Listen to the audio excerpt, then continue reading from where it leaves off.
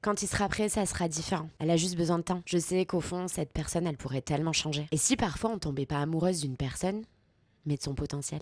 C'est quelque chose qu'on peut faire très facilement dans une relation. On rencontre quelqu'un et on voit immédiatement tout ce qu'il pourrait devenir. On voit ses qualités, ses blessures, on comprend pourquoi cette personne fonctionne comme ça. Et progressivement, on commence à construire une relation, non plus avec la personne qui est devant nous, mais avec la personne qu'on imagine qu'elle pourrait devenir. En astrologie, Neptune est particulièrement intéressante pour comprendre ce mécanisme. Neptune parle notamment de notre capacité à rêver, idéaliser, ressentir, imaginer et parfois même projeter. Dans les relations, une énergie neptunienne importante peut donner une immense capacité à voir le beau chez quelqu'un, même lorsque cette personne ne nous le montre pas.